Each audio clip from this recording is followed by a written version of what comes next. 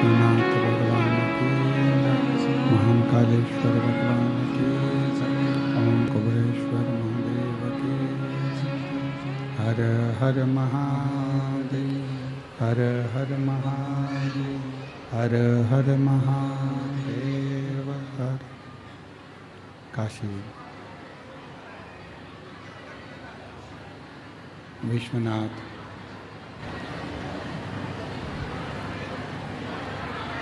ओगरदानी त्रिकालदर्शी कैलाशी अविनाशी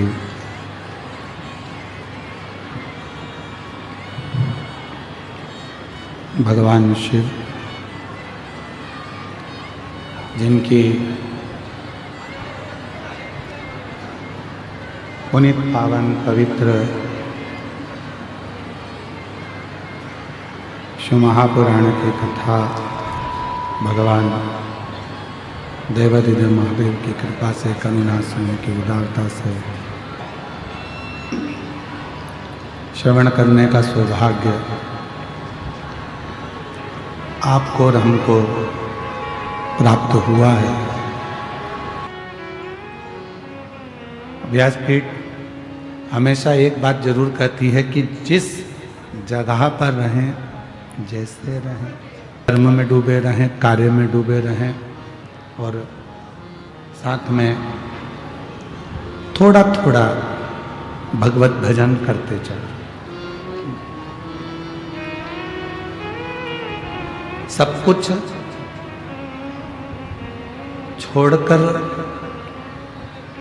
भजन करना सरल है।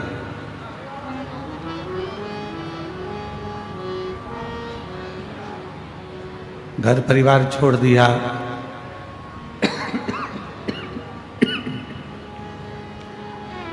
नाते रिश्ते छोड़ दिए, कुटुंब कबीला छोड़ दिया, ये सब कुछ छोड़कर कहीं पर भी बैठ जाओगे, चले जाओगे, भजन कर लोगे, सरल है। पर अपने घर में रहकर, कुटुंब में रहकर, परिवार में रहकर, नाते रिश्तों के साथ रहकर भगवत भजन करना थोड़ा कठिन।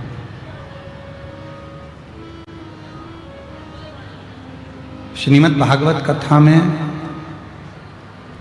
कपिल देव जी महाराज अपनी माता देवहूति को ज्ञानोपदेश देते हैं।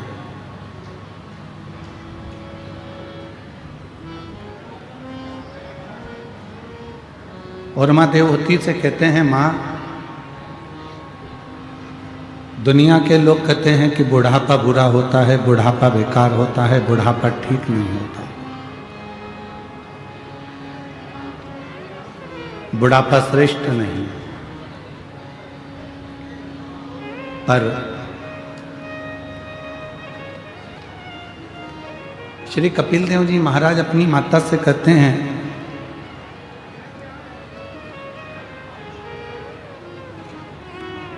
कि बुढ़ापे जैसा कोई सुख नहीं।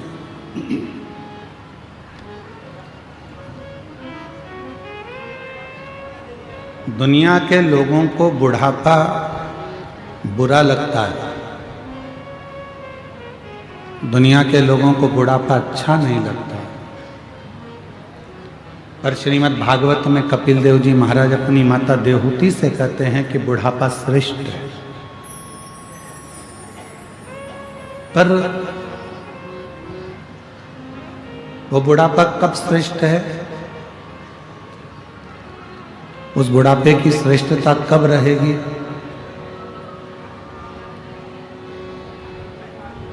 माँ से कहा, माँ, बुढ़ापे में दिखना थोड़ा सा कम हो जाता, नेत्रों की ज्योति थोड़ी कम हो जाती, तो दुख मत करो। संसार बहुत देख लिया आपने, पूरा संसार भ्रमण कर लिया आपने, पूरे संसार को आपने देख लिया। अब बुढ़ापे में परमात्मा चाहता है कि आप संसार को ना देखकर इन आँखों की रोशनी मैंने जो कम करी है, इनको बंद कर कर अपने भीतर बैठे हुए भगवान देवाधिदेव महादेव को झांकना प्रारंभ करो, देखना प्रारंभ करो। अब उसको देखो।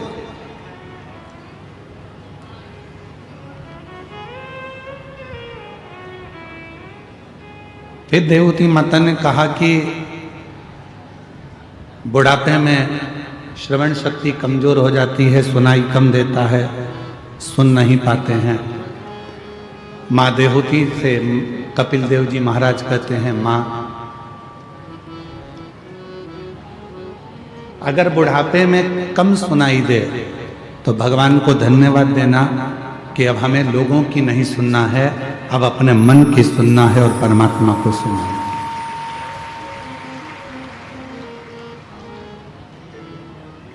फिर कहा बुढ़ापे में पांव से चला नहीं जाता, तो कपिल देव जी महाराज कहते हैं, बुढ़ापा कहता है माँ अब बहुत जगत में घूम लिए, अब एक जगह पर बैठकर भगवत नाम का कीर्तन करो, उससे बड़ा कोई सुख नहीं है।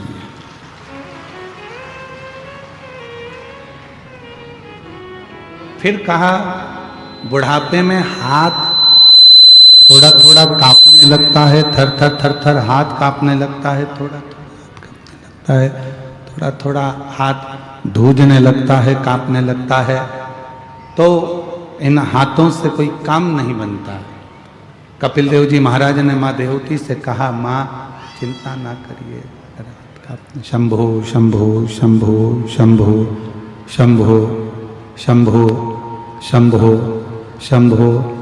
माँ यदि थोड़ा बहुत हाथ कांपने भी लगे तो परमात्मा चाहता है तू माला करे, मन का एक जपे और वो तेरे हाथ धूजने से मन का 2 खसक जाए तो भी राम उसको स्वीकार कर लेता है, शिव उसको स्वीकार कर लेता है।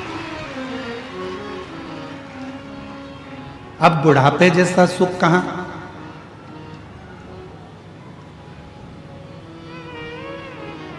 पर बचपन खेल में खोया, जवानी नींद भर सोया, बुढ़ापा देख कर रोया, सिराने मौत हंसती है।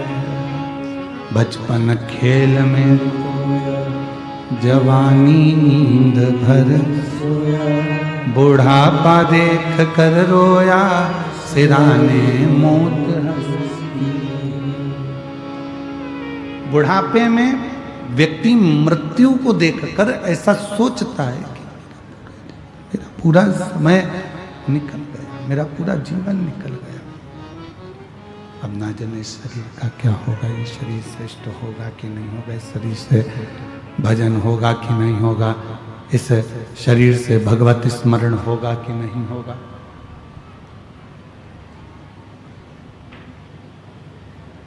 पर मेरी जीजियों, मेरे जीजाओं, मेरी बेटियों, मेरे बेटाओं, मेरी माताओं, मेरे बुजुर्ग माँ बाप, एक बात का स्मरण रखिएगा आप अपने अंदर कि बुढ़ापे से सुंदर कुछ नहीं हो सकता, जिसमें हम भगवत भजन को करें, भगवत स्मरण को करें, भगवत नाम को। ये चल रहा है स्पीकर, जरा कान लगाइए।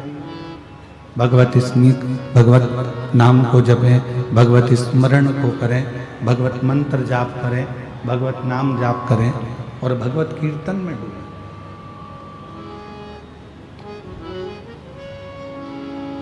आप लोगों को मालूम होगा, आप लोग सब बहुत वन क्षेत्र में रहते हैं,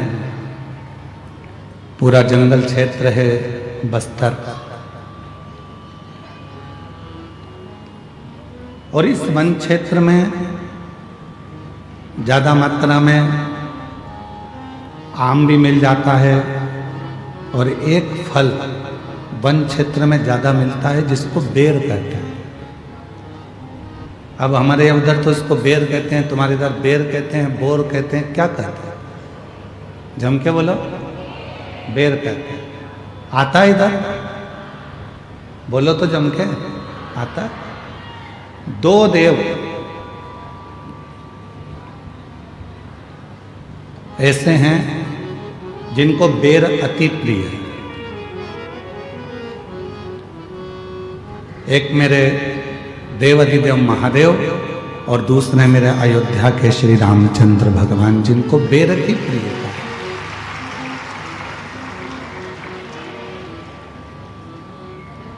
और इतनी प्रियता बेर की है मेरे राम जी को, इतनी प्रियता मेरे भगवान देवाधिदेव महादेव को है। इस बेर के पीछे मां जगत जननी ने एक बार भगवान शंकर से एक प्रश्न किया था,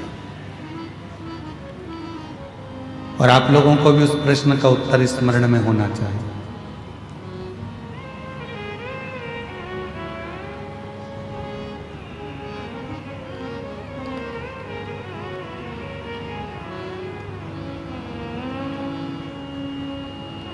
जगत जननी मां अम्बा जगदम्बा एक बार भगवान शंकर जी के साथ में भ्रमण करती हुई महाकाल वन में पहुंच गई।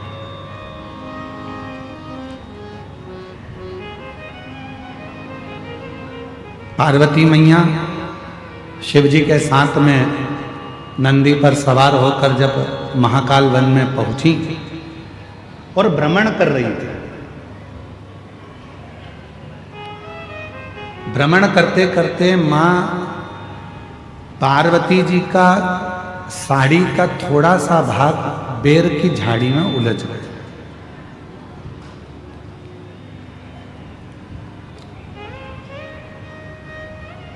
और बेर की झाड़ी में मां पार्वती जी का जब साड़ी का भाग उलझा, पार्वती मैया उसको सुलझाने लगी और देवाधिदेव महादेव थोड़ा सा आगे निकल गए। पार्वती मैया बेर की झाड़ी से अपने पल्लू को सुलझाकर वापिस शिव जी के पास आ गईं और उनके चरण पकड़कर महाकाल वन में मां पार्वती जी शंकर जी के पास बैठ गए। बाबा,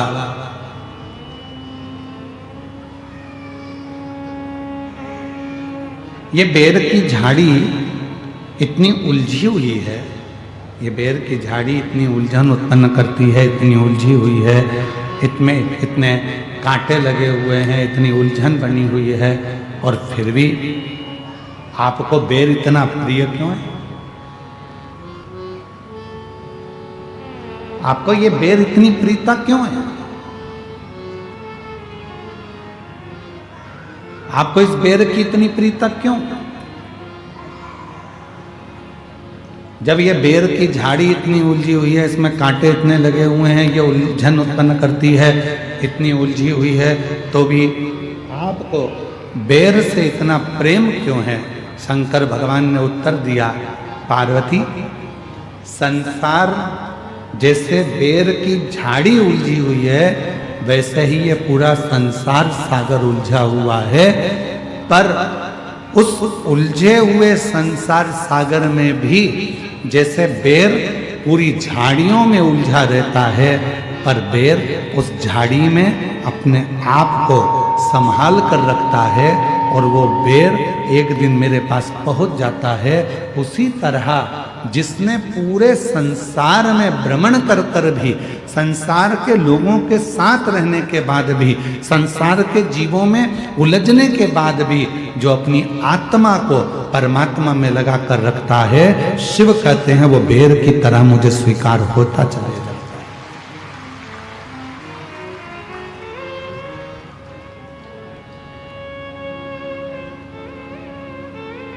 आप सब तो छत्तीसगढ़ के रहनिवासी हो, राम जी के नाना जी के घर से हो, तो आप लोगों को तो मालूम होगा, मां शबरी अम्बा के दरवाजे पर जब भगवान श्री राम पहुंचे थे, तो मां शबरी अम्बा ने राम जी को क्या खाने को दिया था?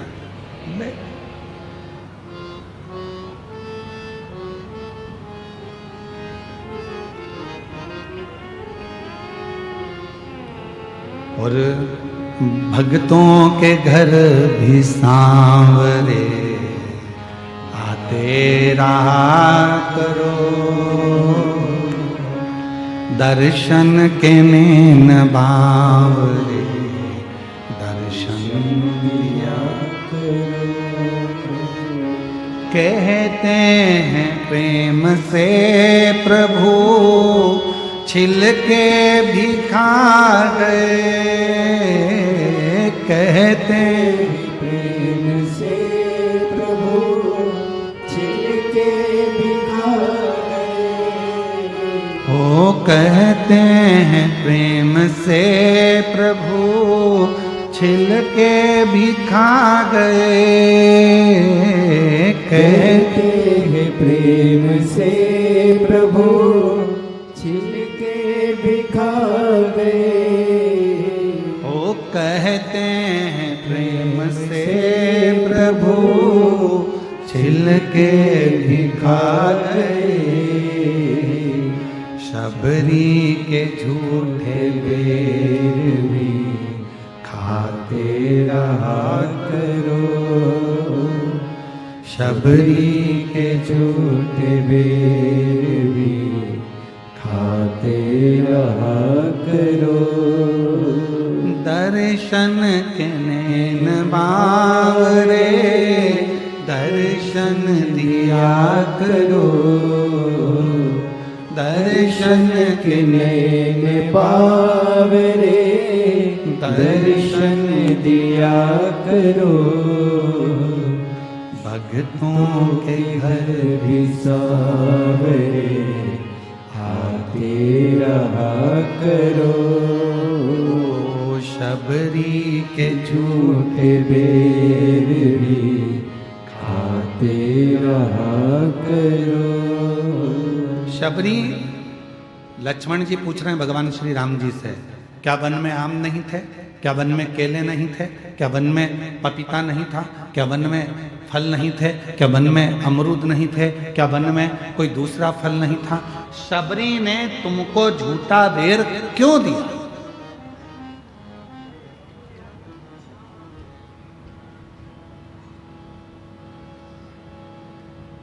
क्या वन में कोई दूसरा फल नहीं था? वन में तो केले भी मिल जाते, अमरूद भी मिल जाते, आम भी मिल जाते, दुनिया के सारे फल मिल जाते, फिर शबरी बेर क्यों दे रही है तुमको? लक्ष्मण जी को थोड़ा सा गुस्सा आया, उन्होंने कहा ये मुझे ठीक नहीं लगा कि सारे फल छोड़कर शबरी तुमको बेर दे रही है।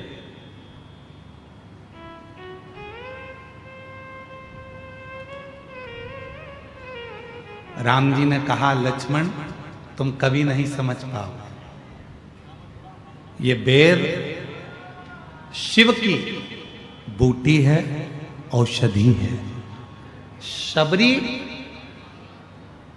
लंका में चढ़ाई से पहले आपको और हमको बेर इसलिए खिलाना चाहती है, अगर ये वो कहते हैं ना कि ये कोरोना का इंजेक्शन पहले ही लग जाता तो आधे से ज़्यादा लोग बीमार ही नहीं पड़ते। ये अगर वो कहते हैं पोलियो की दवाई पहले पी लो तो शरीर में पोलियो नहीं होता है, टिटनेस का इंजेक्शन पहले लगवा लो तो फिर लोहे से जुड़ी कोई प्रॉब्लम खड़ी नहीं होती है, कोई बीमारी नहीं आती है। उसी तरह ये अगर थोड़ी सी बेर रूपी औषधि शिव की हमको प्राप्त हो गई तो समझ लो कि आगे चलकर हम रोग से ग्रसित नहीं हो पाएंगे, रोग से नहीं। तो शबरी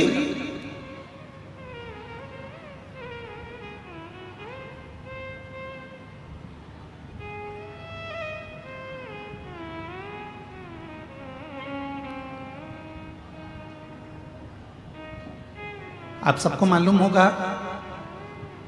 लक्ष्मण जी को राम जी ने बेर दिया था शबरी का झूठा वाला, और राम जी ने लक्ष्मण जी को दिया तो लक्ष्मण जी ने खाया था क्या? क्या करा? फेंक दिया। फिर लक्ष्मण जी को बाद में खाना पड़ा। कब? जब लक्ष्मण जी मूर्छा खाकर गिर गए, संजीवनी लेने हनुमान जी गए। लोग कह रहे थे वो संजीवनी लेने गए हैं, पर राम जी मुस्कुरा रहे थे कि संजीवनी नहीं है, जो शबरी ने बेर दिया था वो तूने खाया नहीं था, फेंक दिया था, वो पर्वत पर जाकर गिर गया था। उस पर्वत पर बेर का जो पौधा लगा था, उस पौधे की पत्ती का रस तुझे निचोड़ कर दिया गया, तब जाकर तू उठ कर बैठा, तब नहीं खाया, अब खा।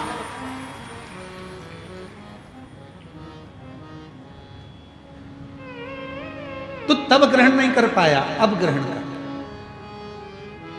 तो लक्ष्मण जी कह रहे हैं प्रभु ये बेर ही क्यों दिया?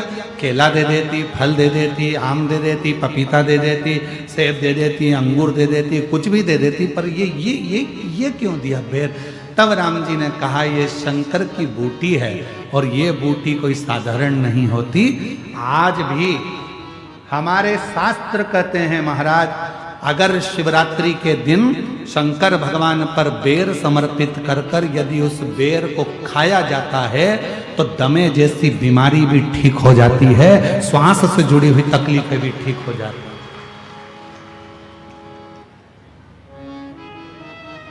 जिस व्यक्ति को चलने में हाँपड़ी भराती है, थोड़ी दूर चलकर बहुत तेज हाँपने लगता है, उसके दम भराने लगता है, सांस फूलने लगती है और उसको 10 जगह पर बैठना पड़ता है। किसी से बात करते करते उसको दम भरा जाती है, ठंड का समय है उसको दम भरा जाती है, सांस भरा जाती है, बोल नहीं पाता है, उसको बार बार उसके लंग्स इन्फेक्शन होने लगते हैं। उस व्यक्ति को शिवरात्रि के दिन शंकर भगवान पर एक बेर चढ़ाकर उस बेर को अवश्य खाना चाहिए। तो वो फेफड़े की बीमारी हो, लंग्स की बीमारी हो, चाहे कैसा भी हमारा दमा भरा ना हो, वो ठीक हो जाता है। एक बेर जो मेरे भगवान राम जी को शबरी ने दिया वो बेर साधारण नहीं था। जो माँ पार्वती जी ने शंकर जी को समर्पित किया वो बेर साधारण नहीं था। जो माँ सती जब भगवान शंकर के साथ में कुंभज ऋषि के आश्रम में कथा श्रवण करने के लिए गई और बाबा कुंभज बाबा के आंगन में से एक बेर उनकी आज्ञा से तोड़कर शिव को समर्पित करती हैं और शंकर भगवान को श्री राम जी का दर्शन हो जाता है, वो बेर साधारण नहीं था। वो बेर सहजता का विषय नहीं है।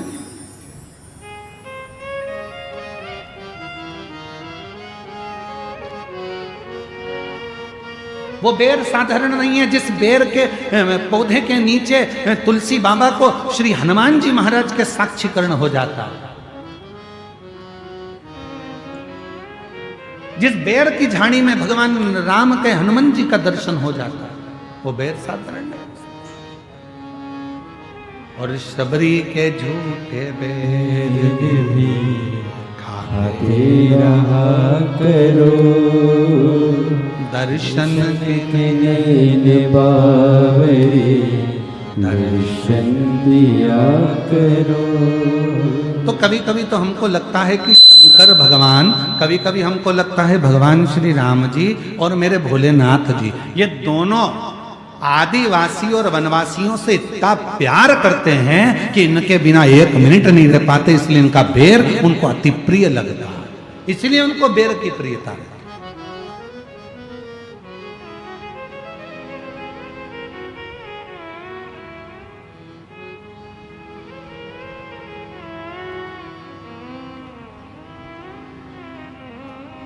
कोई भोलेनाथ जी को बूढ़ा देव कहता है, कोई कुछ कहता है, कोई कुछ कहता है, कोई गरम देव कहता है, कोई ये देव कहता है। शिव का वही स्वरूप। आप किस स्वरूप में पूछ रहे हैं, आप किस स्वरूप में मान रहे हो, ये आपके ऊपर निर्भर करता है। भगवान शंकर का वही स्वरूप, आप किस रूप में पूछ रहे हो, ये आपके ऊपर निर्भर करता है।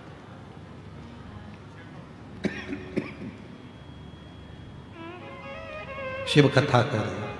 लक्ष्मण जी ने पूछा भगवान श्री राम जी से, शबरी अम्बा को बहुत सारे फल मिल जाते पर शबरी अम्बा ने बेर ही क्यों ला कर दिया?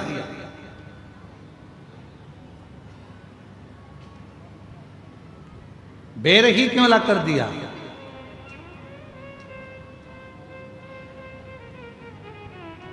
भगवान राम जी मुस्कुरा कर बोले, शबरी अम्बा बहुत समझदार है, उसको मालूम है शबरी बोलना नहीं जानती है, स्तुति करना नहीं जानती है, आराधना साधना करना नहीं जानती है, बहुत मंत्र नहीं जानती है, इसलिए उसने बेर लाकर दे दिए। और बेर भी झूठे कर दिए हैं कि मैं नहीं बोल सकती अपने मुख से मेरे दिल की बात, ये बेर बोलेंगे आपसे, क्योंकि बेर बताता है कि जैसे मैं झाड़ियों में रहा, मैं उलझनों में पड़ा रहा, आखिरी में आपने मुझे स्वीकार कर लिया। शबरी कह नहीं सकती ये बात, पर वो बेर देकर शबरी कहना चाहती है कि मैं संसार की उलझनों में पड़ी रही, अब आप मुझे अपने चरणों में स्वीकार कर लीजिए, अब आप मुझे अपने चरणों में ले। ये बेर के माध्यम से, ये कपूर के माध्यम से शबरी कह नहीं पा रही है। कई दूसरे धर्म के लोग इनसे लाभ उठा रहे, दूसरे धर्म के लोग इनसे फायदा उठा रहे।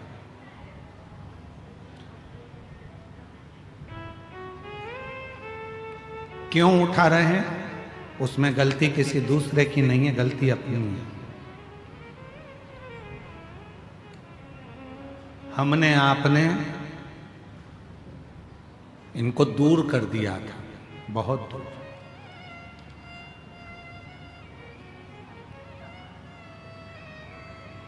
आज लोग कहते हैं हम घर वापसी करा रहे हैं। आज लोग कह रहे हैं हम घर वापसी करा रहे हैं। हम उनसे पूछना चाहते हैं ये गए क्यों थे? पहले उस बात को सामने लाओ, अपने आप को सुधारो, घर वापसी कराओ, मना नहीं है, पर आगे से याद रखना, इनको अपना बना कर रखना कि फिर वापस इनको घर वापसी की जरूरत ना पड़ जाए। इनको उतना प्रेम, उतनी वात्सल्यता, उतनी करुणता दीजिए, उतनी करुणता।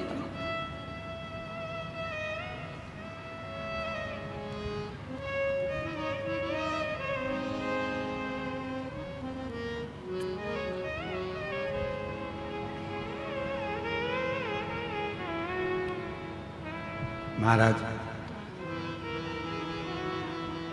संभालना आपको और हमको है। मेरे राम जी कह रहे हैं कि शबरी कह नहीं सकती। होता है आदिवासी वनवासी क्षेत्र में, मेरी जीजियाँ, मेरे जीजा, मेरी बेटियाँ, बेटे, मेरी माताएं बोल नहीं पाती, अपनी पूरी बात नहीं कर पाती।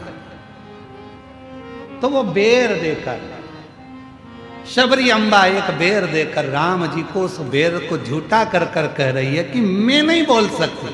बेर झूठा करना मतलब मैं नहीं बोल रही हूं, अब मेरी जगह पर ये बेर बोलेगा। तो झूठा करा और दिया कि मैं नहीं बोल सकती, ये बोलेगा। और राम जी ने उस बेर को लिया, देखा। लोग कह रहे थे कि बेर को मेरे राम देख रहे थे, नहीं, बेर की बात राम सुन रहे थे। ये वो शबरी है जो अपने पिता के घर से आपके लिए दौड़ कर आई है, वन में जीवन निकाल रही है।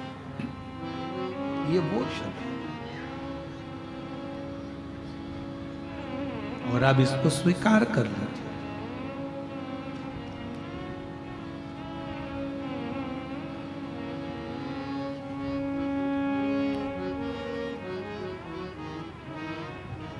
अब इसको स्वीकार करो। बहुत दिन हो गए भोले से बिछड़े, बहुत दिन हो गए भोले से बिछड़े, बहुत दिन हो गए भोले से बिछड़े, बिछड़े बहुत दिन हो गए भोले से बिछड़े, हो गए भोले से बिछड़े। ये शिव से भावों से प्रार्थना करिए, विनय करिए, निवेदन करिए। जहाँ जगह मिले वहाँ बैठकर प्रेशर बढ़ाओ साउंड का। भगवान देवाधिदेव महादेव से प्रार्थना करिए, विनय करिए, निवेदन करिए।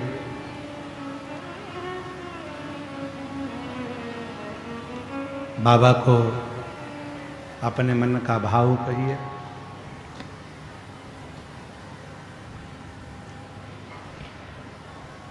दिल से बाबा को प्रार्थना करिए, विनय करिए, निवेदन करिए। साथ में सभी लोग बोलिएगा, प्रार्थना करिए।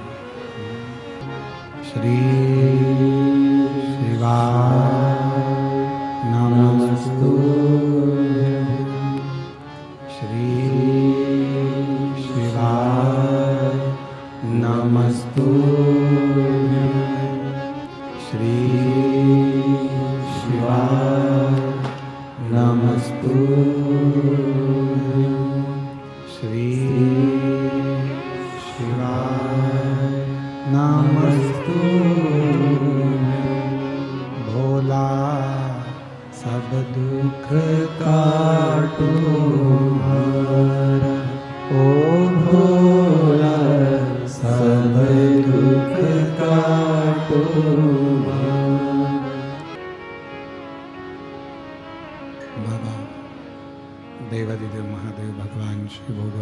त्रिकालदर्शी कैलाशी विनाशी भगवान शंकर की पवित्र कथा वर्णन कर रही है।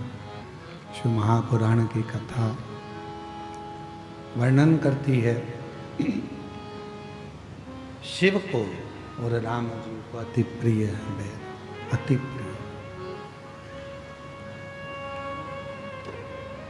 शबरी अम्बा खुद भगवान से कुछ कह नहीं सक रही, बोल नहीं पा रही। एक बेर को झूठा कर कर भगवान को दे देना, अर्थात मैं नहीं बोल पा रही हूं पर मेरी ओर से ये बेर बोले, मेरी ओर से।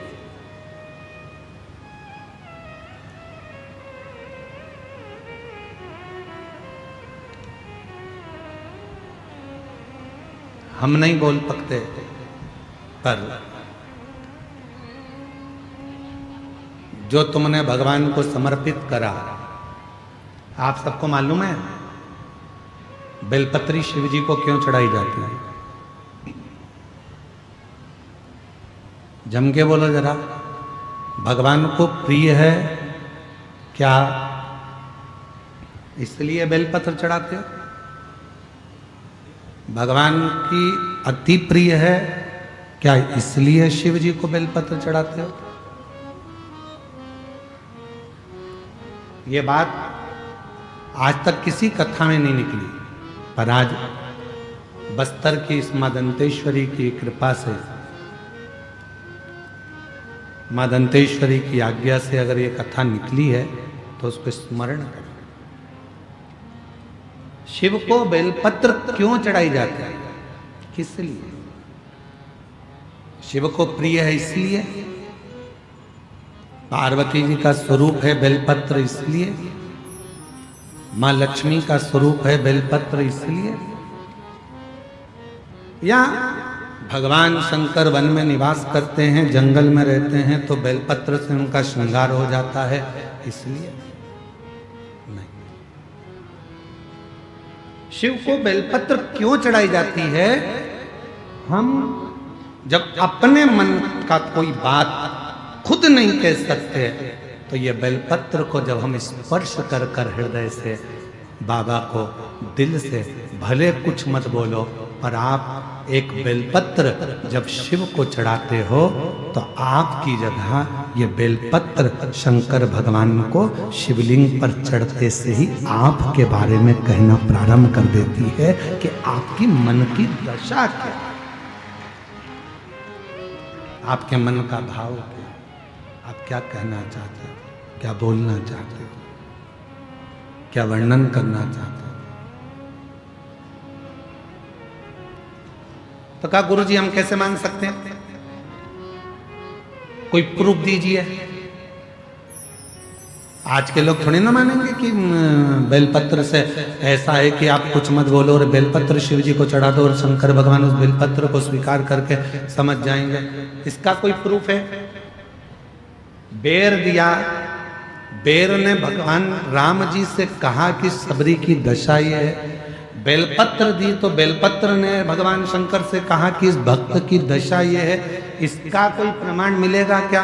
तो द्वापर की कथा में भगवान सुदामा जी के चरित्र में मिलेगा।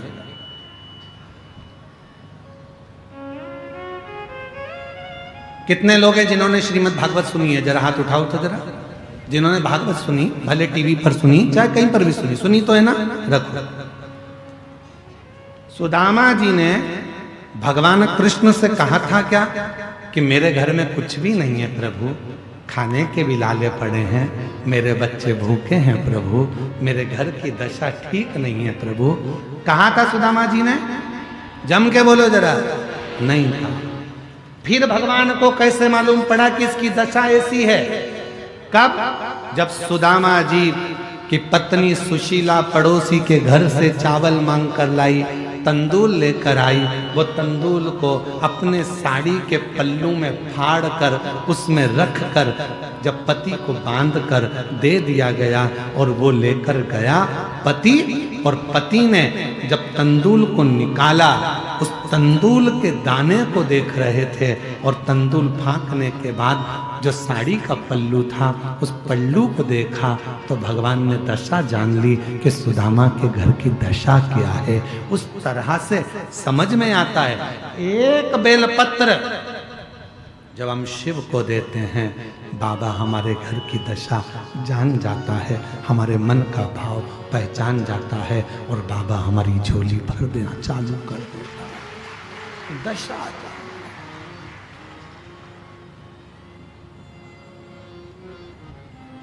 बहुत दिन हो गए भोले से बिछड़े, बहुत दिन हो गए नहीं हो गए, बहुत दिन हो भोले से बिछड़े, बहुत समय हो गया, बहुत बिछड़े।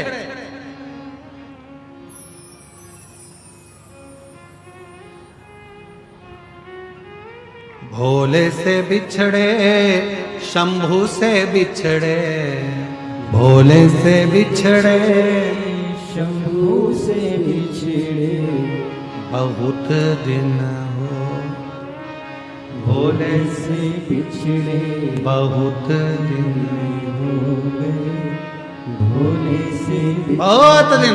हम अपने अपने भीतर की बात कैसे परमात्मा से करें? हम कैसे भगवान को अपने मन का भाव कर दें? हमें ना स्तुति आती है, ना मंत्र आता है, ना साधना आती है, ना तंत्र आता है। और एक और प्रसंग सुन लीजिए, आज मां दंतेश्वरी की कृपा से एक प्रसंग और सुनिए, कितना सुंदर प्रसंग है। जब भोले बाबा ने प्रथम बार मेरे भोलेनाथ ने डमरू बनाया और डमरू का नाद किया तो उसमें से स्वर निकलना प्रारंभ हुए। पहली बार सृष्टि का संतुलन मेरे भोलेनाथ ने करना प्रारंभ कर दिया। पहली बार पार्वती जी ने पूछ लिया, बाबा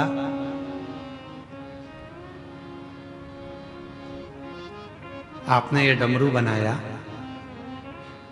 पृथ्वी का संतुलन करने के लिए, और इसको आपने पृथ्वी का संतुलन करने के लिए रखा, इसमें से स्वर निकल रहे हैं, स्वर प्रशित हो रहे हैं। बाबा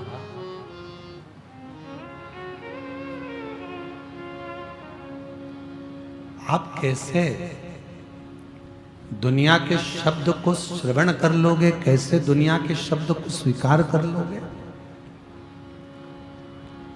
किसके मन में क्या चल रहा है आप कैसे स्वीकार कर सकते हो? शिव जी ले गए पार्वती को सुंदर वादियों में, भ्रमण कराते कराते आज मेरा बाबा केदार खंड में पहुंच गए, केदार खंड में। और बाबा केदारनाथ जी का जो शिला, सुंदर सुंदर पर्वत कंदरा, उत्तराखंड की देवभूमि, जहां पर बह रहे थे झरने, उन झरनों में से पानी गिर रहा था। तब एक वृक्ष का पत्ता पड़ा हुआ था सूखा, उस वृक्ष के पत्ते पर एक एक पानी की धीरे धीरे तरंगे गिर रही थी और पत्ते में से स्वर निकल रहा था। मेरे भोले बाबा पार्वती से कह रहे थे, जरा कान लगा कर सुनो क्या बोल रहा है, क्या बोल रहा है, कान लगाओ, सुनो, श्रवण करो, सुनो पार्वती वो क्या बोल रहा है। पार्वती को कुछ समझ नहीं आया, पार्वती कुछ समझ नहीं पाया, समझी नहीं मां। माता पार्वती जी जान नहीं पा रही थी।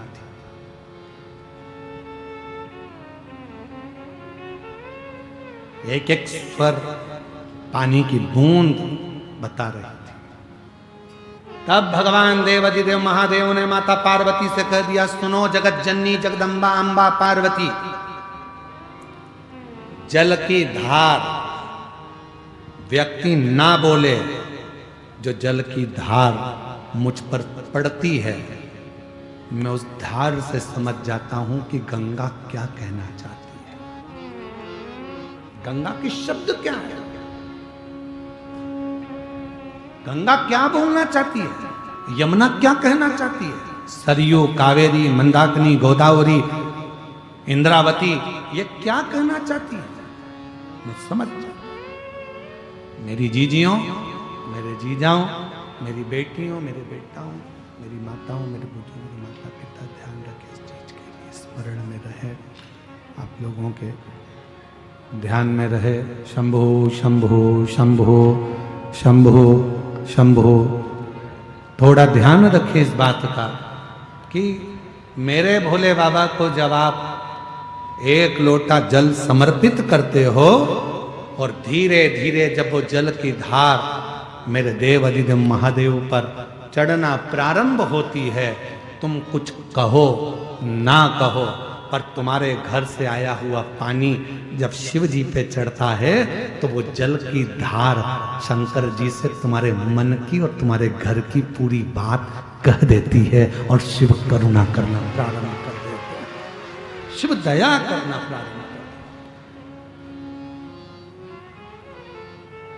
देते। मेरे भोले बाबा को सांप ही भावे, मेरे भोले बाबा को, बोलो बोलो, मेरे भोले बाबा को गंगा ही भावे, मेरे भोले बाबा को गंगा ही भावे। बहुत दिन हो गए गंगा को देखे, बहुत दिन हो गए। समझ में आया है बेलपत्री शिव जी को क्यों चढ़ाई जाती है? जम के बोलो जरा। हम अपनी बात बाबा से नहीं कर सकते तो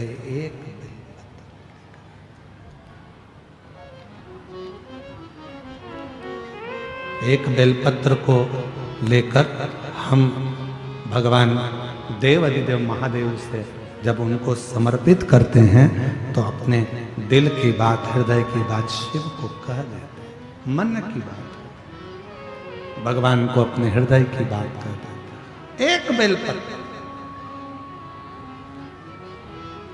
बहुत, एक लोटा जल, बोलो बोलो जम के, सारी समस्या का हल। कौन कौन जाता है मंदिर शंकर को चढ़ाने? हाथ उठाओ जरा जल्दी से साहब, बहुत जोरदार। घर जाके नजर उतरवा लेना, नजर ना लगे आप लोगों को, बहुत जरूरी है, जाया करो। और अकेले मत जाओ, अपनी अड़ोसन पड़ोसन पीछे वाली धड़ोसन सब तो लेकर जाओ। चल तू भी चल, पानी चढ़ा, शिव जी को एक लोटा जल चढ़ा। कितनी भी तकलीफ होगी बाबा निपटा देगा, कितना भी दुख होगा बाबा समाप्त कर देगा। क्यों चिंता करती है? इधर उधर मत जाना, किसी दूसरे के कहने में मत फंस जाना, दूसरे धर्म में मत पहुंच जाना। अपने सनातन धर्म में 33 कोटि देवताएं, 33 कोटि देवता, 33 कोटि। तेरा मन पर करे भैरम देव को मान, तेरा मन करे बूढ़ा महादेव को मान, तेरा मन करे शिव को मान, तेरा मन करे देवी को मान, तेरा मन करे तो दत्त को मान, तेरा मन करे तो राम जी को मान, तेरा मन करे तो कृष्ण जी को, तेरा जैसा मन करे, तेरा जैसा मन कर जाए वैसा तू मान, वैसा भजन कर। और मेरे भोले बाबा को गौरा ही भावे, मेरे भोले बाबा को गौरा ही भावे। बहुत दिन हो गए गौरा को देखे, बहुत दिन हो गए गौरा को देखे। ये बहुत दिन हो गए। हाँ, हम माता के स्मरण नहीं करें, हम शिव का स्मरण नहीं करें। एक बेलपत्र हमारे मन की दशा को शिव से कह देती है, एक लोटा जल हमारे मन की दशा को शंकर भगवान से कह देता है। और तो और शिव महापुराण की कथा कह रही है, कितनी सुंदर प्रसंग को भगवान वर्णन कर रहे हैं। वेद व्यास जी ने लिखा कुंभज ऋषि के आश्रम में, अगस्त ऋषि के आश्रम में भगवान शंकर माता सती को लेकर कथा श्रवण करने के लिए पहुंचे और कुंभज ऋषि कथा कह रहे थे, भोलेनाथ जी को भी देख रहे थे और सती माता को भी देख रहे थे। उस समय पर सती मैया कुंभज ऋषि से कुछ नहीं कही, तो भी कुंभज बाबा सती के हृदय के भाव को समझ गए थे। सती के हृदय के भाव, माता सती के मन के भाव को समझ गए।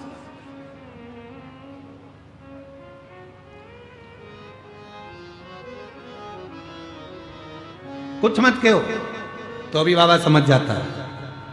आप लोगों को एक बात कही थी, किस किस को याद है जरा उत्तर देना।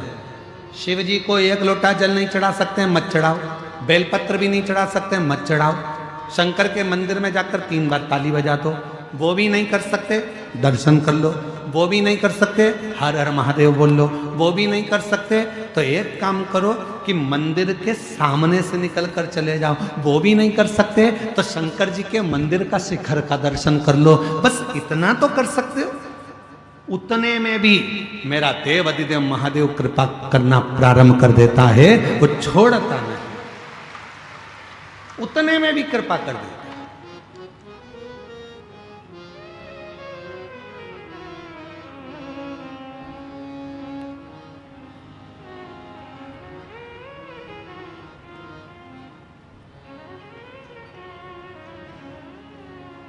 बस उसका स्मरण कर लिया और वो कृपा करना प्रारंभ कर दिया। कृपा कितनी सुंदर कथा है, थोड़ा ध्यान लगाकर सुनिएगा।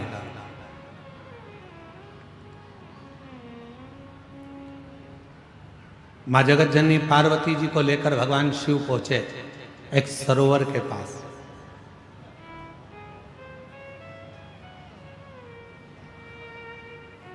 पार्वती जी हाथ जोड़कर बोलने लगी कि मुझे तुम्हारा पाशुपत्य अस्त्र नहीं चाहिए, मुझे तुम्हारा पाशुपत्य अस्त्र नहीं चाहिए। केवल 2 चीज चाहिए, एक पाशुपत्य व्रत दे दो मुझे और एक पाशुपत्य योग दे दो। एक मुझे योग दे दीजिए और एक मुझे व्रत दे दीजिए। तो शंकर भगवान ने फिर कहा कि देखो पार्वती, तुम एक काम करो कि इन 3 में से कुछ एक मांग लो। तुम्हें पाशुपत्य अस्त्र नहीं चाहिए तो तुम या तो पाशुपत्य योग ले लो या पाशुपत्य व्रत ले लो। पार्वती जी ने कहा, भोले बाबा, जब आपसे मैंने शादी नहीं करी थी, जब मेरा विवाह नहीं हुआ था, तब मैंने आपके बहुत व्रत करे। तो अब मेरा मन करता है, मेरा दिल करता है कि आप व्रत की जगह मुझे पाशुपत्य योग सिखा दो। ठीक है। शिव जी बैठ गए, सरोवर का तट था, पार्वती मैया सामने बैठ गई और बाबा भोलेनाथ जी पार्वती जी को अपना योग सिखाने लगे और योग का ज्ञान देने लगे। ध्यान दीजिएगा थोड़ा, योग सिखा रहे हैं, योग का ज्ञान दे रहे, दोनों चीज चल रही। अब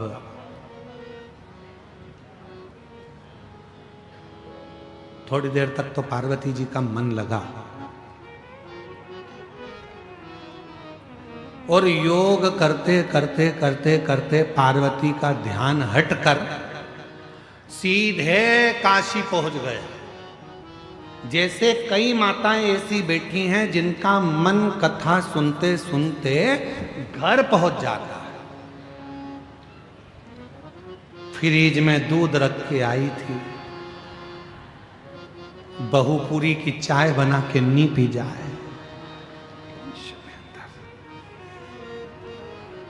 बच्चे आते होंगे स्कूल से, बहू ना जाने उनके कपड़े वगैरह देगी कि नहीं देगी, मैंने वहां रख कर आ गई थी। कईयों को टेंशन लगा रहता है, मैं यहाँ आ गई, मेरी पड़ोसन मेरी बुराई मेरी बहू से तो नहीं कर रही होगी। टेंशन, चिंता। बेटी कहाँ है? कथा में। दिल कहाँ है? घर पे।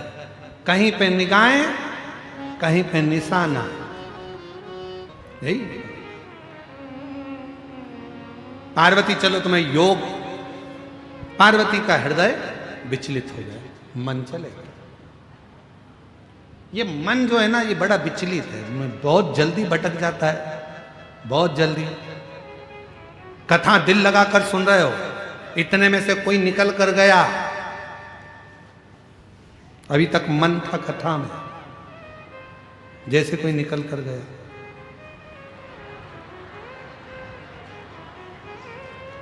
और खुद तो विचलित हुई, पड़ोसन को भी, उसको भी कोई मार के करेगा, क्या हुआ, कौन गया। इतने में तो पड़ोसन बहुत समझदार थी, उसने उठू समझ, बेटी कथा सुन, चल बहुत दिन हो भोले से मन लगा। ये मन बड़ा चंचल है, कैसे तुझे समझाऊं, जितना इसे समझाऊं उतना ही मचलता है।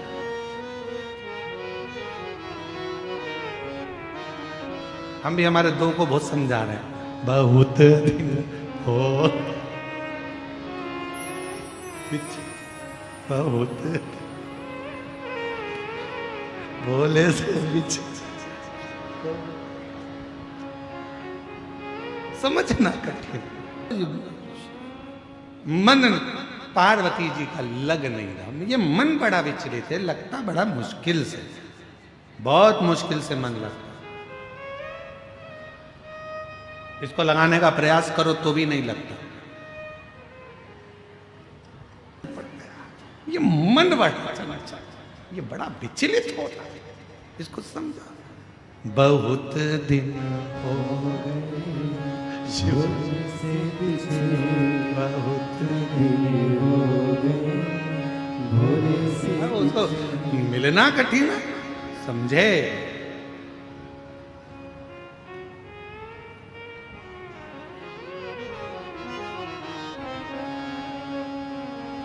महाराज, हे पार्वती, शिवजी योग सिखा रहे हैं, मेरे बाबा महायोगी हैं, दुनिया में शिव जैसा कोई योगी नहीं हुआ, शिव योग सिखा। और मां पार्वती योग सीख रही, पर ध्यान भटक गया, ध्यान। और जो ध्यान भटका, पार्वती जी का स्मरण काशी में पहुंच गया। काशी, शिव जी लगे योग सिखाने में, ज्ञान देने में, पार्वती का ध्यान गया काशी में। तभी एक मछली, जिसके गर्भ में बच्चा था, मछली के गर्भ, और मछली के गर्भ में जो बच्चा था, मछली ने स्थिर होकर शंकर के उस योग को पूरा सीख लिया। गर्भ में जो बच्चा था वो योग सीख रहा था,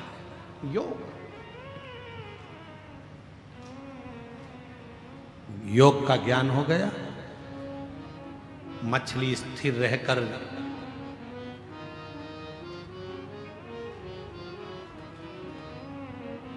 योग सीख रहा है बच्चा। थोड़ी देर हुई, योग पूरा हुआ। शिवजी ने पार्वती जी से कहा, हर हर। पार्वती जी का ध्यान टूटा, काशी से मन हटकर वापस शिव जी के पास आया। पार्वती, योग सीखा? हाँ, सीख लिया। हाँ, 7 प्रश्न है पार्वती, उत्तर देना प्रारंभ करो, मेरे को समझ में आना चाहिए कि तुमने कितना सीखा। पार्वती जी घबरा गई, मन तो हमारा काशी चले गया, ध्यान था नहीं, मन नहीं था हमारा, काशी चले गया। शिवजी ने पहला प्रश्न किया, पार्वती जी उत्तर नहीं दे पाई, तो मछली के पेट में जो बच्चा था उसने उस प्रश्न का उत्तर दिया। दूसरा प्रश्न किया शिव जी ने, मछली के अंदर जो पेट में बच्चा था उसने उत्तर दिया। तीसरा प्रश्न किया, मछली के पेट में से आवाज आई, तीसरे प्रश्न का उत्तर दिया। जब 7 प्रश्नों में 7वें नंबर का प्रश्न था, शंकर भगवान ने कहा पार्वती बोलो।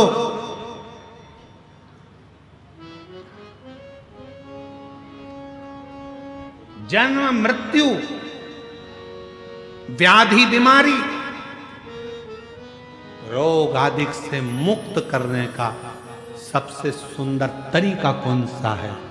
पार्वती जी मौन थी, तभी उसी पल मछली के पेट में से फिर आवाज आई, केवल एक शिव नाम सारी व्याधियों को, दुख को, तकलीफ को मिटा देता है। मछली के पेट में से आवाज आई, शिव जी का ध्यान गया, भगवान देवाधिदेव महादेव ने आवाज लगाकर कहा, इस मछली के पेट में कौन है? निकल कर बाहर आए। तभी मछली के उदर से एक बालक प्रकट हुआ। शंकर जी ने देखा, इतना सुंदर बालक है, इसने मेरी योग साधना सीखी है। जा, आज मैं तुझे ज्ञान उपदेश देता हूं, और ज्ञान उपदेश देने पर तुम मछली से पैदा हुआ, इसलिए तेरा नाम गुरु मच्छिंद्र नाथ होगा। बोल गुरु मच्छिंद्र नाथ भगवान की, तेरा नाम गुरु मच्छिंद्र नाथ होगा। जगत भर में योग का प्रचार और ज्ञान का प्रचार तुम करोगे। शिव की अविरल भक्ति मच्छिंद्र नाथ जी के, गुरु मच्छिंद्र नाथ जी के हृदय में ऐसी बैठ गई कि गुरु मच्छिंद्र नाथ उस शिव साधना से, शिव भक्ति से तल्लीन हो गए। शिव साधना से शिव भक्ति में तल्लीन हो गए। और बहुत दिन हो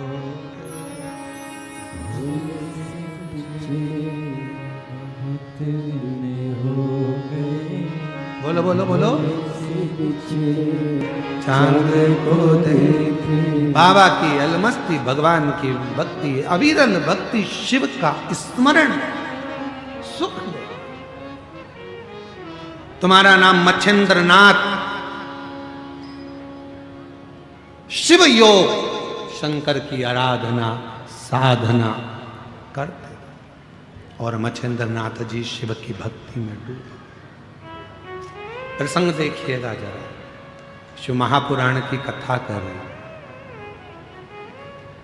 जो शिव जी के मंदिर में 1 लोटा जल चढ़ाने लगता है, जो शंकर जी के मंदिर में झाड़ू पोछा करने लगता है, जो शंकर भगवान का श्री शिवाय नमस्तुभ्यम मंत्र का जप करने लगता है, अपने घर के दरवाजे पर लिख दो श्री शिवाय नमस्तुभ्यम, गाड़ी पर लिख दो श्री शिवाय नमस्तुभ्यम, फैक्ट्री पर लिख दो श्री शिवाय नमस्तुभ्यम। ये सब कुछ भोलेनाथ, सब तेरा है। मेरा घर तेरा, गाड़ी तेरी, बंगला तेरा, सब तेरा, मेरा कुछ नहीं। मेरी गाड़ी, मेरा बंगला, मेरा पैसा सब तेरा, सब कुछ तेरो सरकार, मेरा तो कुछ भी नहीं, सब कुछ तेरो भोलेनाथ, मेरा तो कुछ भी नहीं। मेरी बीवी, मेरे बच्चे, मेरे घर परिवार, मैं खुद भी हूँ तेरा सरकार, मेरा तो कुछ भी नहीं, मैं खुद भी हूँ तेरा सरकार, मेरा तो कुछ भी नहीं। चलो तो मोबाइल ला के मेरे को दे दो। अभी तो तुम बोली हो कि कुछ मेरा नहीं है, चलो जल्दी जल्दी मोबाइल लाओ इधर, लाओ इधर। कहना सरल है, तन मन धन सब कुछ तेरा, हम सब कुछ है तेरा। और इतनी देर में अपनी कोई चप्पल चुरा के ले जाए तो फिर कहना सरल है, मन को ठहराना कठिन है, बहुत कठिन है, बहुत कठिन। मन को ठहराना कठिन। और वो चप्पल चली भी गई तो उसमें ध्यान आ रहा है।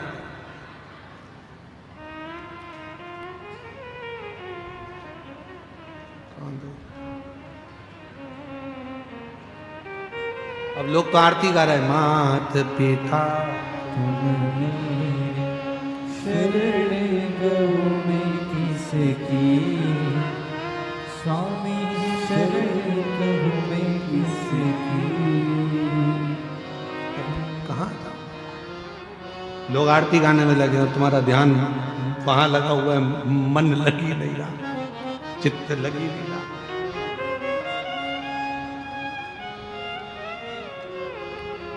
मेरी गाड़ी में राम मेरा पैसा सब कुछ तेरो भोलेनाथ, मेरा तो कुछ भी नहीं, सब कुछ तेरो भोलेनाथ मेरा तो कुछ भी नहीं। शिव कथा कह रही है मच्छिंद्र नाथ जी को, जो शिव कथा कहती है, जो एक लोटा जल शिव को चढ़ाने लगता है, शंकर भगवान को जो एक बेलपत्र चढ़ाने लगता है, शंकर भगवान को जो श्रृंगार करने लगता है, शंकर भगवान को मंदिर जो जाने लगता है, श्री शिवाय नमस्तुभ्यम जो बोलने लगता है, समझ लो शंकर भगवान का वो अपना हो जाता है और उसके मुख से निकली हुई वाणी शिव पूर्ण करना प्रारंभ कर देते हैं।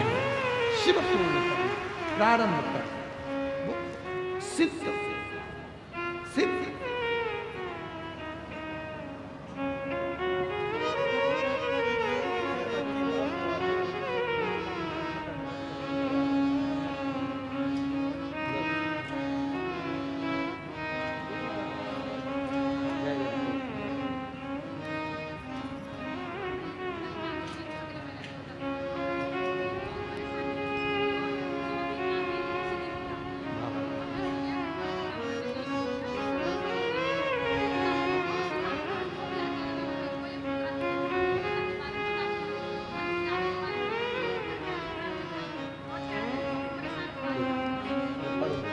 श्री शिवाय नमस्ते।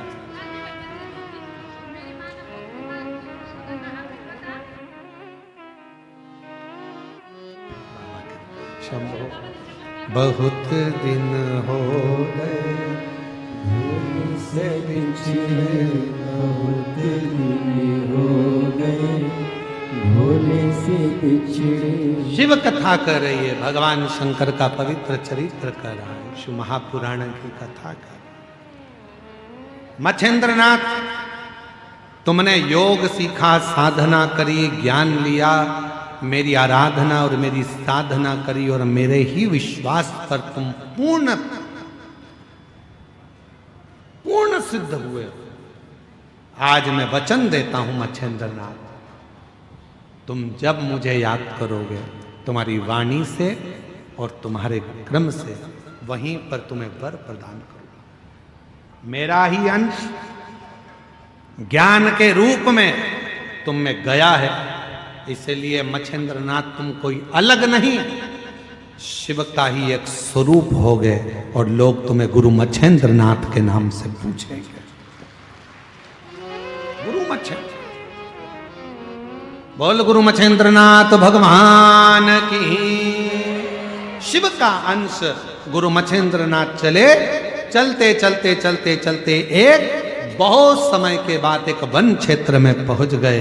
एक गांव के अंदर प्रवेश किया गुरु मच्छिंद्रनाथ जी ने, तो एक महिला, एक स्त्री दौड़ती आ गई। बाबा बाबा खूब रोई। तो पूछा, गुरु मच्छिंद्रनाथ ने पूछा कि तुम क्यों रो रही हो, क्यों रो रही हो? तुम्हारे रोने का कारण क्या है?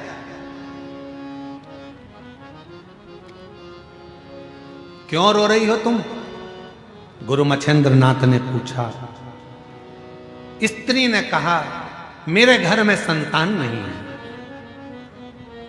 नारी बोरी मेरे घर औलाद नहीं। गुरु मच्छिंद्रनाथ ने कहा कि अभी तो मैं कुछ देर पहले ही बाबा भोलेनाथ को भस्म चढ़ा के आया हूं,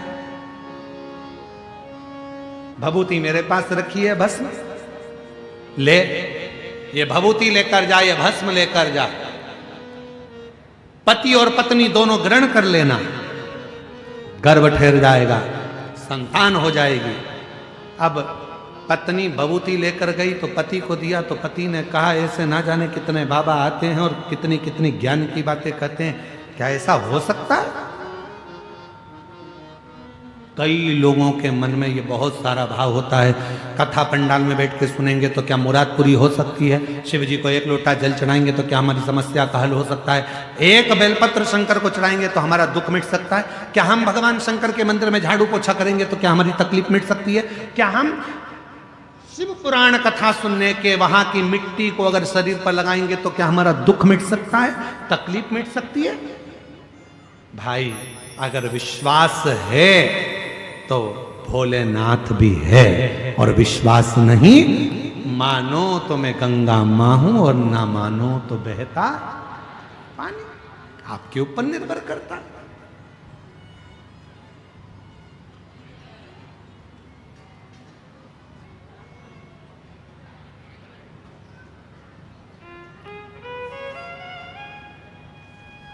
निर्भर आपके ऊपर करता है। मानो तो मैं मां दंतेश्वरी सती के दंत से प्रकट हुई और दुनिया का कल्याण करने के लिए दुनिया की सारी शक्तिपीठ मिलने के लिए इस दंतेवाड़ा में आती है, मां दंतेश्वरी के पास, दंतेश्वरी के पास। मानो तो मैं दंतेश्वरी, ना मानो तो मां के रूप में विराजमान, आओ तो ठीक, ना आओ तो ठीक।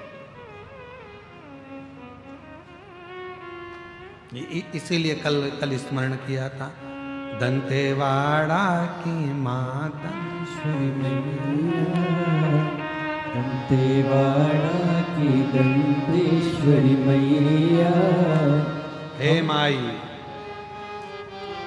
दंतेवाड़ा की दंतेश्वरी माई, दंतेवाड़ा की दंतेश्वरी माई, हम पे कृपा करो मेरी माई, हम पे कृपा करो मेरी माई, हम पे दया करो मेरी माई, हम पे दया करो मेरी माई। मानो तो मां दंतेश्वरी है, मानो तो दुनिया का भंडार भरने वाली है, मानो तो दुखों को समाप्त करने वाली है, मानो तो कष्टों को निगल जाने वाली है, और ना मानो तो बेटी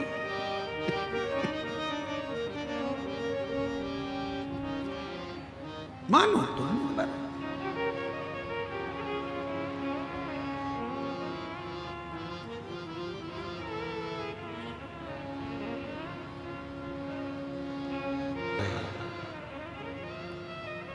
भगवान देवाधिदेव महादेव का चरित्र कर, शिव महापुराण की कथा कर,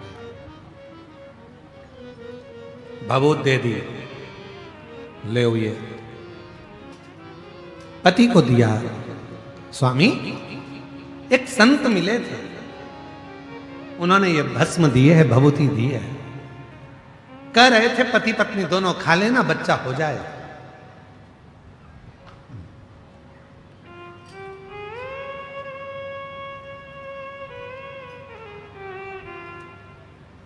कई लोग कहते हैं क्या गुरुजी भगवान को मानना जरूरी है? क्यों नहीं?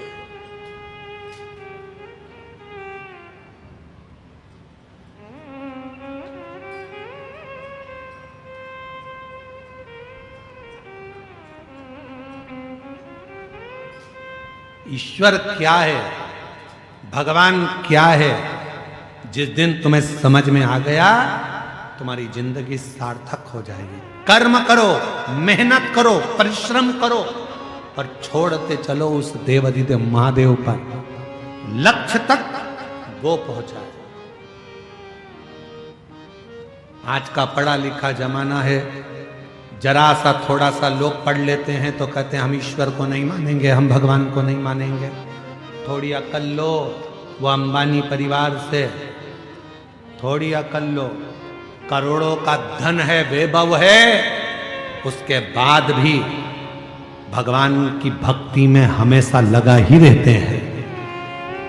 थोड़ी अकल लो वो बिरला परिवार से, थोड़ी अकल लो किसी अच्छे अच्छे आनंद करने वाले विद्वज्जनों से।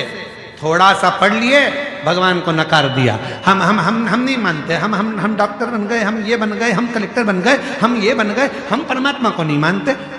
मत मानो। जब बीमार पड़ोगे, एक दिन कुर्सी से नीचे उतरोगे, कोई नहीं पूछेगा। तब कमरे में पड़े रहोगे, कोई नहीं पूछने वाला। तब याद आएगा, भगवान कौन सा कर्म दंड किया था, भुगता रहा है, जल्दी से ले जा। तब याद आएगा कि ईश्वर क्या होता है। हम नहीं मानते परमात्मा को, हम नहीं मानते भोलेनाथ को, हम नहीं मानते भगवान को। बस थोड़ी सी अध्ययन कर लिया तो सोचा भगवान है ही नहीं, हम कर रहे हैं वो ही सब करेंगे, हम ये करेंगे, हम वो करेंगे। एक बार किसी ने हमको न्यूज़ चैनल वालों ने बुलाया, बोलते आप साइंस को नहीं मानते? हमने कहा पूरा मानते, पूरा मानते।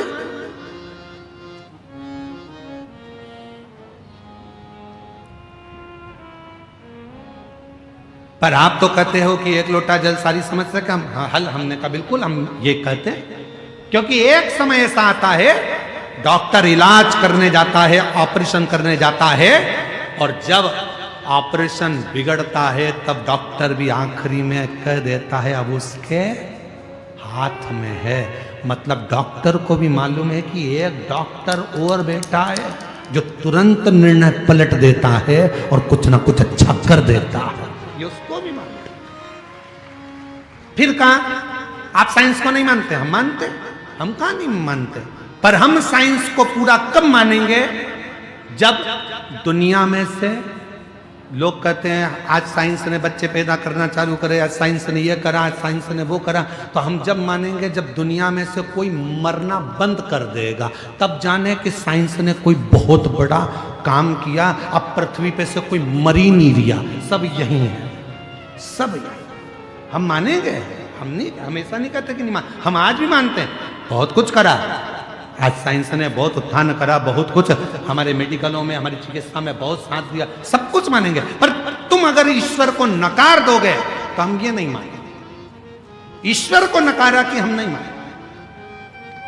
ईश्वर ईश्वर है, एक दिन उस परमात्मा की शरणागति ग्रहण करना ही पड़ती है। इसलिए निवेदन है, खूब पढ़ो, खूब उन्नति करो, खूब बढ़ो मेरे बेटा बेटी, खूब चार चांद लगाएं, पर अपने उस सनातन धर्म को ना भूलें, उस ईश्वर की शरणागति ना भूलें, भगवान देव अधिदेव महादेव की भक्ति ना, अपने सनातन को मत भूलो। दूसरे कहेंगे हमारे साथ चलो, कोई ईश्वर नहीं है, कोई भगवान नहीं है, देवताओं को मत पूछो, क्यों पानी चढ़ा रहे हो, क्यों भगवान को मना रहे हो। दुनिया के लोग कहेंगे क्यों? क्योंकि वो चाहते हैं कि आप सनातन धर्म छोड़कर हमारे धर्म में आ जाओ। ईश्वर को पूछना बंद कर दो, भगवान को पूछना बंद कर दो, कथा सत्संग भागवत रामायण गीता बंद कर दो, ये वो चाहते हैं। पर याद रखना अंतिम गति इसी में है, इसी में। झूठी पत्तल खाने दूसरे धर्म में मत जाना, भले अपने धर्म की सूखी रोटी खा लेना, पर दूसरे धर्म में प्रवेश मत करो। सूखी रोटी खा लो, नहीं जाए रहो। दिया भभूति मच्छेंद्रनाथ जी ने थोड़ी सी भस्म दे दी, ले पति और पत्नी दोनों खा लेना। पति गुस्से में आ गया, भस्म खाने से, भभूति खाने से क्या बच्चा हो जाएगा, संतान हो जाएगा। भभूति ली पत्नी के हाथ से और खुद ने भी नहीं खाई, पत्नी को भी नहीं खाने दी। और गाय के गोबर में, गाय के ग्वाड़े में, जहां गाय बनती थी उस गौशाला में, उस भभूति को, उस भस्म को फेंक डाल, चले गए। समय बीत गया,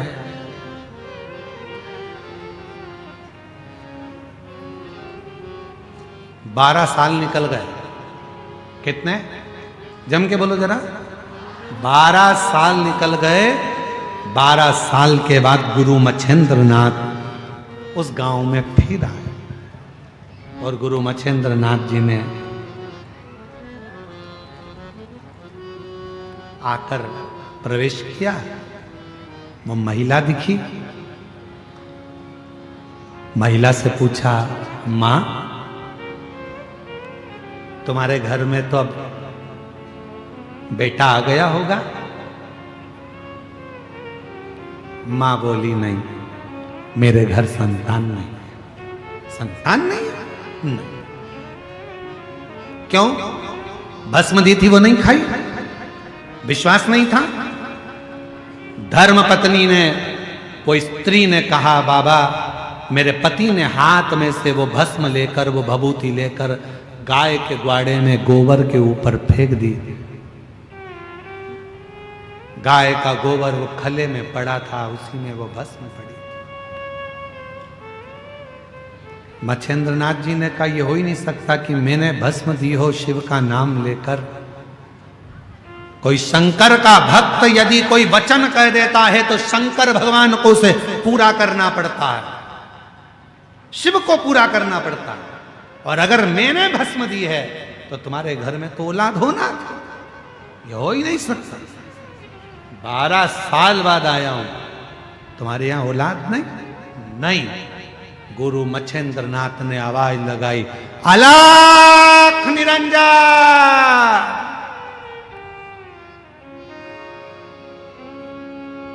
गुरु मच्छेंद्र नाथ फिर बोले, अलख निरंजन।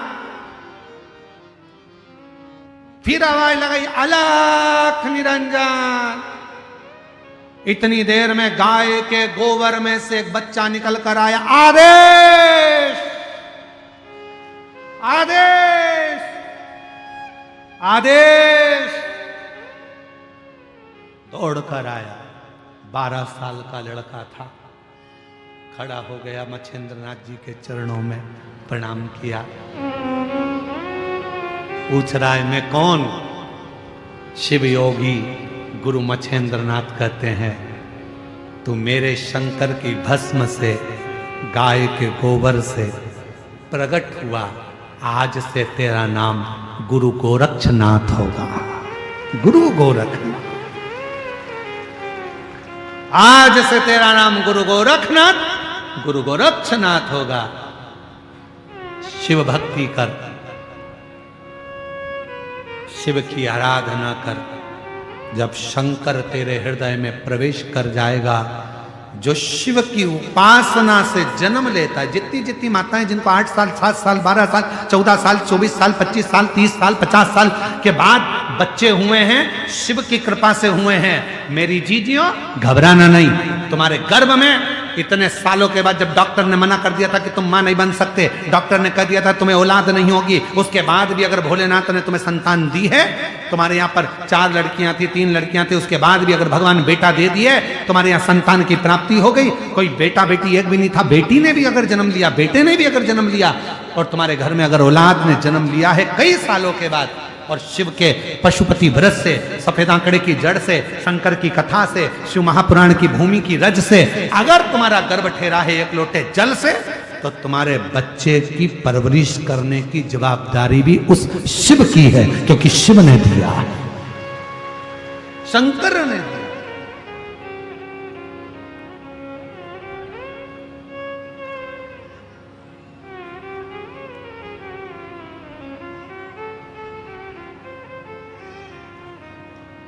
वो शिव की कृपा से मिला, शंकर के। गुरु गोरक्षनाथ प्रकट हो गए।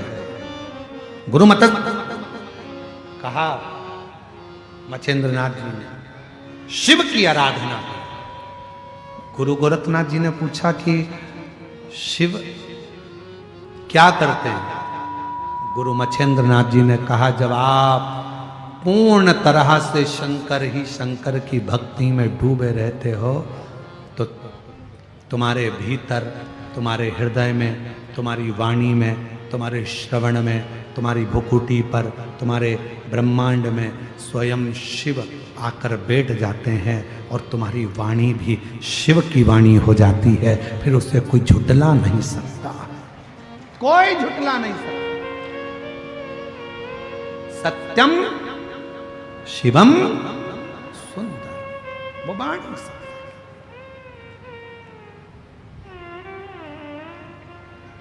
उसको प्राप्त किया जा सकता है, प्राप्त। महाराज,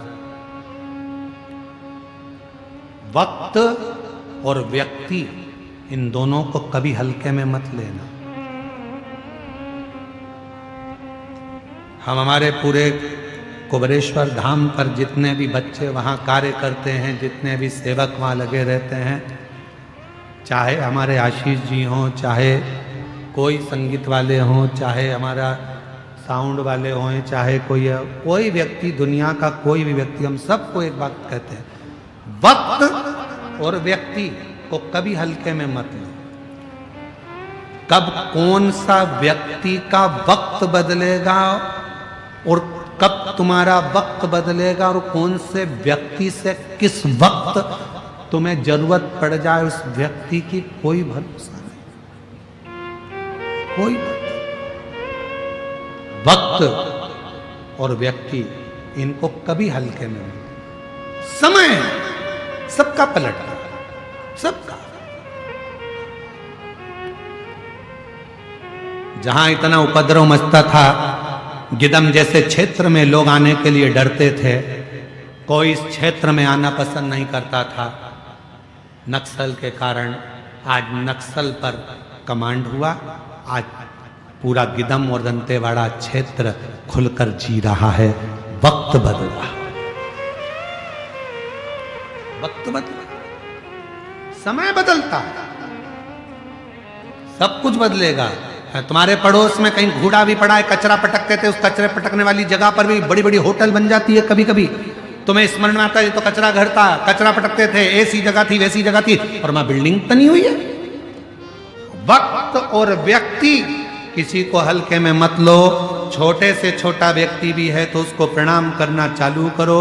कब वो अच्छी जगह पर बैठ जाएगा, कब वो बहुत ऊंचे सिंहासन पर बैठ जाएगा, किसी को नहीं मालूम है। कब वक्त पलट जाएगा, किसी को नहीं मालूम है। इसलिए याद रखो, वक्त और व्यक्ति को कभी हल्के में लेकर मत चलो। समझ कर चलना, जो वक्त आज है भगवान की कृपा से अच्छा है, इसी को हम खुश होकर जिएं। कल का इंतजार ना करें। और दुनिया कल के इंतजार में बैठी। कल क्या महाराज,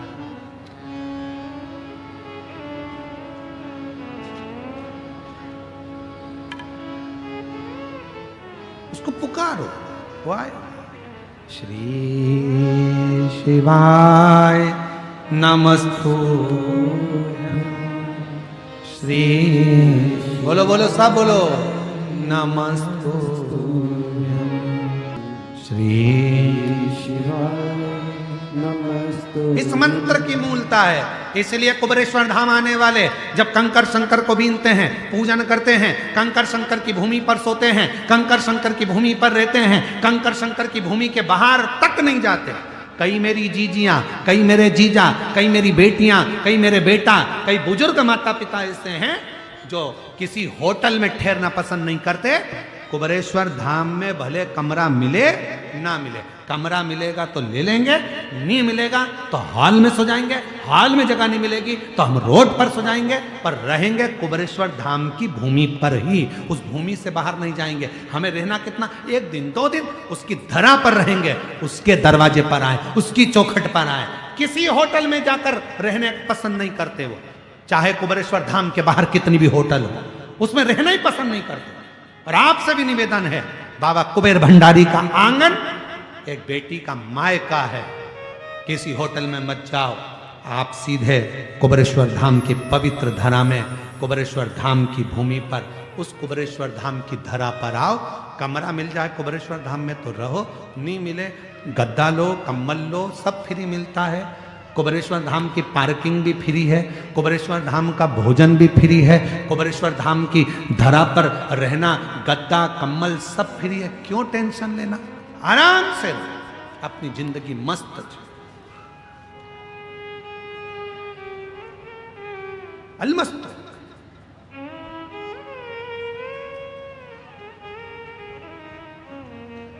एक आनंद की अनुभूति उसके चरणों में। अलख निरंजन, बोलो बोलो जम के, अलख निरंजन।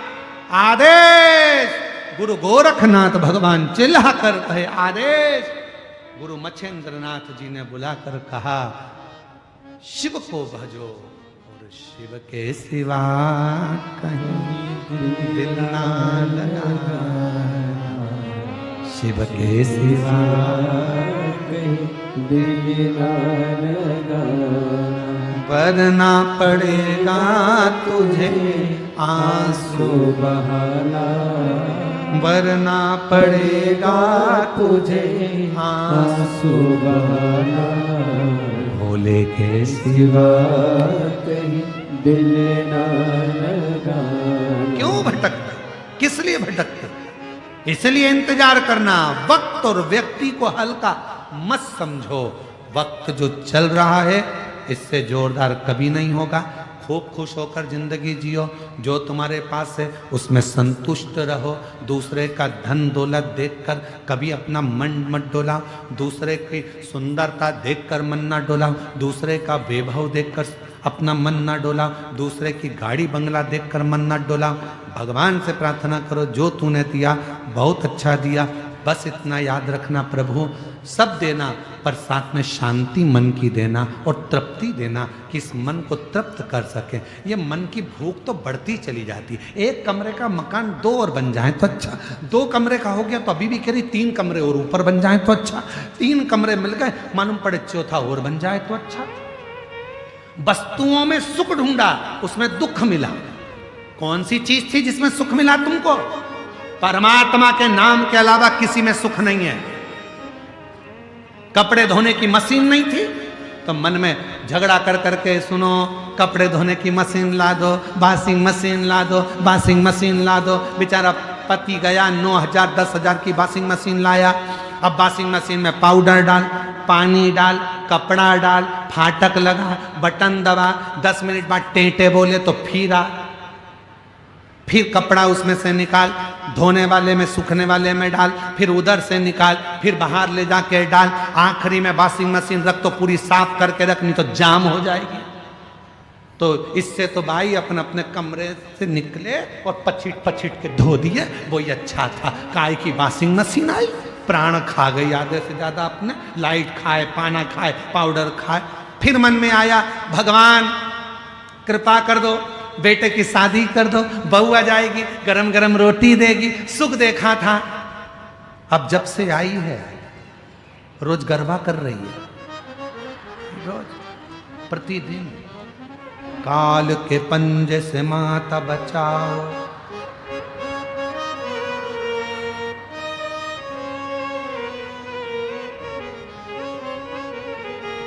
और रोज पहले कह रही थी भगवान बहू दे दो, बस बहू दे दो, गरम रोटी देगी। अब कितनी गरम रोटी दे रही चीजी, मैं क्या बोलूं, मेरी तो बहू भी नहीं आई अभी। यार आएगी तब मालूम पड़ेगा कितनी गरम दे रही है, वो तो तुमको मालूम पड़ रहा है। अब तुम्हें रोज नवरात्रे में आरती गाना पड़ रहा है, अम्बे तू है जगदम्बे काली।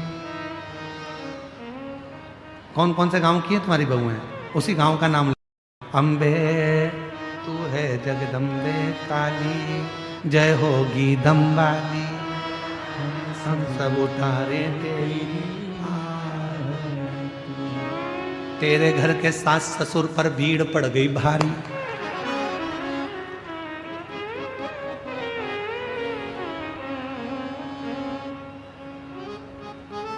जब देखो जब मेरे छोरा पे दौड़ के भागे आदि,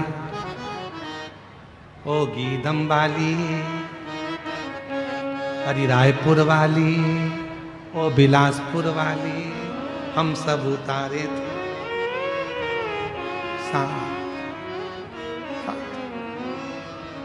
भारी पड़ रही। फिर सोचा बाबा अब बहू आ गई, भगवान ऐसी कृपा कर दो मेरी बहू के जापा हो जाए, छोरा छोरी हो जाए, मैं दादी बन जाऊं, दादी बन के सोने की, बोलो बोलो बोलो, सोने की सीढ़ी पे चढ़ जाऊं, घर की 2 सीढ़ी चढ़ नहीं पा रही, सोने की सीढ़ी चढ़ने जा रहे, और घर के बहू बेटा ऐसे उस पार। इतनी बड़ी कोई सोने की सीढ़ी नहीं बनाई, कितनी बड़ी बनाई, इतनी सी, और वो भी अंगूठे में फंसा रहे अम्मा के, बांध दो, अम्मा के पांव में बांधो, बांधो सोने की सीढ़ी। और पूरे गांव में डोंडी पीट दी, रिश्तेदारों में, हमने हमारी माता जी को सोने की सीढ़ी चढ़ाई। माता जी स्टेज की सीढ़ी नहीं चढ़ पाई, कहां मतलब की चढ़ाई, मंदिर की ना चढ़ पा रहे। इसलिए सुख मत देखो, वस्तु में सुख ढूंढोगे दुख मिलेगा। सोचा था अच्छी शादी में बहुत जोरदार कपड़े लूंगी, ऐसा महंगा महंगा चुन्नी बेच लिया, ऐसा बेच लिया, ऐसे ऐसे जेवर लिए, इतने भारी भारी, बड़ा सा ब्यूटी पार्लर बुक करा, उसने 4 घंटे तक निचोड़ दिया ले। और इसके बाद ना जाने ऐसा ऐसा ना जाने क्या क्या बांध बुंदा के, ऐसा तैयारी करके, और ऐसा पिन्हा पुनू के, ना जाने कजन के अंदर ऐसा भरा, और इतना लंबा श्रृंगार करके, और डेंटिंग पेंटिंग करके स्टेज पे खड़ा कर दिया। इधर से तो लहंगा चुभ रहा, इधर से जेवर, ऊपर से कान अलग पक गए, और ऊपर से पति कह रहा प्रणाम करो प्रणाम। अब वो पति से बोली जितनी बार झुकती हूं उतनी बार तकलीफ होती, तुम कर लो। अब खड़ी ऐसी कैसी, हिले न डूले। सबसे पहला काम उसने एक ही करा, जैसे स्टेज से उतरी, भैया ये लो, भैया ये लो, अरे भैया अपन तो साधारण ही अच्छे हैं, इसलिए जीजी याद रखो जितना परमात्मा ने दिया है उसमें सुख ढूंढो, दूसरी वस्तुओं में सुख कभी नहीं मिल सकता, कभी नहीं मिलेगा। सुख ढूंढना बंद करो। आज की जो जिंदगी है, आज जैसा जीवन जी रहे हो उसमें सुख देखो। सर्वे भवन्तु सुखिनः। आज जैसी जिंदगी जियो, जितना भगवान ने दिया उसमें संतुष्ट रखो, जितना अच्छा शरीर दिया उसमें संतुष्ट रहो, अपने पास जितना है उतने में संतुष्ट रहो। गाड़ी नहीं है कोई बात नहीं, महल नहीं है कोई बात नहीं, पर दिल तो बड़ा है ना, कोई आए तो भूखा ना जाए, इससे बढ़कर कुछ नहीं चाहिए। स्माइल देकर जियो, खुश होकर जियो, ये जिंदगी का सुख है। रो रो कर जिंदगी मत जियो, अपने जीवन को आनंदित जीने का प्रयास करो, जो शिव ने सिखाया है, सत्यम शिवम सुंदरम की जिंदगी जियो। गुरु गोरखनाथ जी को ज्ञानोपदेश दिया, आगे वर्णन आया, माँ पार्वती जगत जननी, भगवान श्री गणेश जी महाराज प्रकट हुए हैं। जोरदार ताली बजाएं, भगवान श्री गणेश जी महाराज पधार रहे हैं आनंद के साथ। बोल गणेश जी महाराज की